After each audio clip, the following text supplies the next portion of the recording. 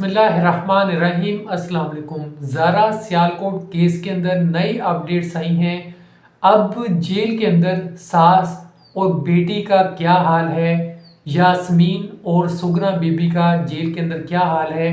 सुगरा बीबी एक ही बात जेल के अंदर कर रही है, वो ये कह रही है कि मुझे मेरे बेटे से मिलवा दो। वो बार बार रिक्वेस्ट कर रही है लेकिन कोई भी उसको नहीं मिलवा रहा। कदीर ने कहा था हो सकता है मैं अपनी माँ को माफ़ कर दूँ। इस बात पर बहुत सी खबरें सोशल मीडिया पर आई थी कि इस बात पर ज़ारा के वालिद नाराज़ थे कदीर से, और इसके अलावा सोशल मीडिया पर बहुत सी खबरें आई। आपने देखा होगा यूट्यूब पर, फेसबुक पर काफ़ी लोग तबसरे कर रहे थे कि कदीर ने दूसरी शादी कर ली है। इसके बारे में भी बहुत खबरें आ रही थी कि वहाँ पे इसने दूसरी शादी की हुई है, लेकिन इसकी अभी कोई भी तस्दीक नहीं है। ये सिर्फ सोशल मीडिया पर लोग बातें ही कर रहे थे। जैसा कि आपको पता है कोई भी बात होती है सोशल मीडिया पर हर बंदा अपने तरीके से उसको बताने की कोशिश करता है, हालांकि उसके अंदर सदाकत हो या ना हो।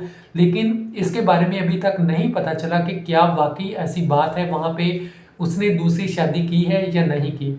अब यहाँ पे दूसरी बात कर लेते हैं कि अब इन्होंने जो काम किया, सुगरा बेबी और यास्मीन ने ये सारा काम जिस शख्स के ज़रिए से करवाया था, उसको ये लालच दिया था कि तुम्हें हम इटली भेज देंगे और तुम अच्छा वहाँ पैसा कमाओगे, और उसने इनकी बातों में आकर ये सारा काम किया और उसने ज़रा भी कोई रहम नहीं खाया और अपना काम करता चला गया। इसके अलावा इन्होंने पैसों का लालच भी दिया था उसको कि तुम्हें बहुत से पैसे भी मिलेंगे और इटली भिजवा दिया जाएगा। अब यहाँ पे ये भी खबरें आ रही हैं कि इन लोगों का काम था इटली भेजने का, लोगों को ये इटली भी भेजते थे, लालच देते थे और उसके अलावा लोगों से पैसे लेते थे और उसके बदले में इनको इलीगली इटली भी भेजते थे। ये भी इनका काम था। जिस शख्स ने ये सारा काम सर अंजाम दिया उसको भी अच्छा खासा पैसा देने का इन्होंने वादा किया और इटली भिजवाने का कहा, और जिसकी वजह से वो बातों में आके इनका साथ देने लग गया और जिसने सारा ये काम किया। अब यहाँ पे एक और बात भी सामने आई है, वो ये है कि ज़ारा के पास कीमती जेवरात थे, पैसे थे और इसके बाद रियाल थे, वो कहाँ गए। घर के अंदर जब गए, पुलिस गई और इसके अलावा वालिद ने देखा, कदीर ने देखा, उसने भी ये बात की थी कि इतनी कीमती नकदी थी, पैसे थे, जेवर थे, वो सब मैंने अपनी बीवी को दिए थे, वो कहाँ गए।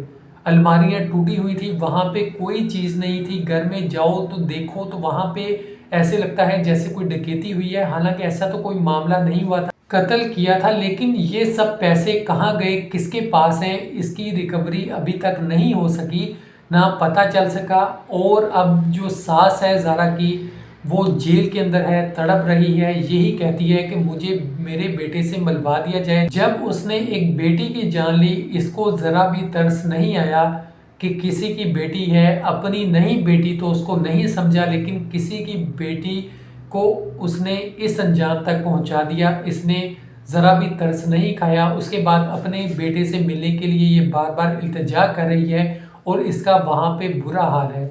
कदीर के बारे में ये कहा जा रहा था कि उसने अपने ससुर को फ़ोन किया था, ये कहा था कि घर से मेरी बीवी गायब है, अब घर जाके देखे तो सही मेरी बीवी कहाँ पे है। तो जैसे ही ससुर जाता है तो वहाँ पे पूछता है इनसे, तो ये कहते हैं कि वो घर में नहीं है, घर से भाग गई है। इस तरह की बातें घर वाले करते हैं। उसके बाद ससुर को शक होता है, पुलिस को बताता है, पुलिस घर जाती है, बाप भी पहले जाता है, उसके बाद पुलिस भी घर जाती है, लेकिन घर से उनको कुछ भी नहीं मिलता। हालांकि उस वक़्त भी इन्होंने जितने भी टुकड़े थे वो एक शॉपर में डाल के रखे होते हैं घर में, लेकिन पुलिस को और वालिद को नहीं पता चलता।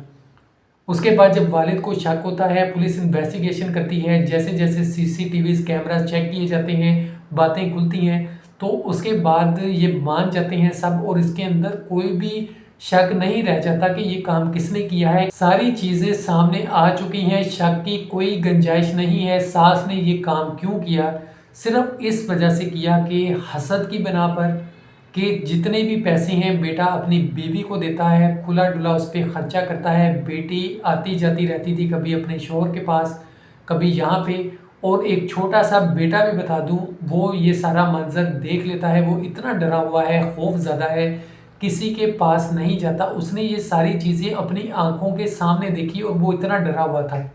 अभी एक न्यूज़ मैंने ब्रेक की थी, कराची के अंदर एक लिफ्ट के अंदर बच्चा फंस जाता है और उसको दूसरा बच्चा बचाने की कोशिश करता है और वो इतना ज़्यादा घबरा जाता है कि वो 2 दिन बाद सदमे से बाहर आता है, किसी को कुछ बता नहीं सकता।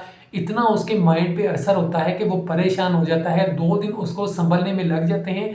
उस वक़्त भी वो जब लोगों को बता रहा होता है, हालाँकि वो एक बड़ा बच्चा है जिसने ये सारा कुछ अपनी नज़रों से देखा, बच्चे को बचाने की कोशिश की और वो खुद सँभल नहीं पाया। और अब यहाँ पे देखें एक छोटा-सा बच्चा कैसे ये सारी चीज़ें बर्दाश्त कर सकता है या क्या उसके माइंड पर गुज़र रही होगी, उसकी ज़िंदगी पर क्या असर पड़ेगा। उसने ये सारी चीज़ें अपनी नज़रों से देखी और वो हर किसी से अब डरता है, किसी के पास नहीं जाता। अब यहाँ पे किन चीज़ों का नुकसान हुआ, एक बच्चे का नुकसान हो गया, उसकी ज़िंदगी पर असर पड़ा, उसकी माँ नहीं रही, उसकी परवरिश कौन करेगा, कैसे करेगा? जो एक माँ कर सकती है, वो कोई नहीं कर सकता।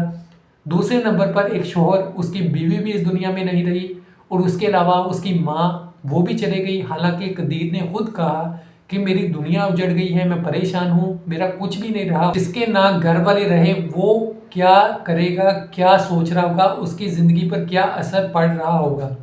और वहाँ पे दूसरी तरफ वालिदैन कितना परेशान होंगे कि उनकी बेटी के साथ ये क्या हो गया है, सोचा भी नहीं था। अब यहाँ पे एक और बात आपको बता दूँ, ये फैमिली के अंदर शादी हुई थी। अपनी फैमिली के अंदर लोग शादी करते हैं तो ये सोचते हैं कि हमेशा बेटी खुश रहेगी, कभी कोई मसला नहीं होगा। यही सोचकर वालिदैन सबसे बड़ी अक्सर गलती कर जाते हैं कि उनको पूरा भरोसा होता है कि ये अपने रिश्तेदार हैं, कभी धोखा नहीं करेंगे, गलत नहीं करेंगे।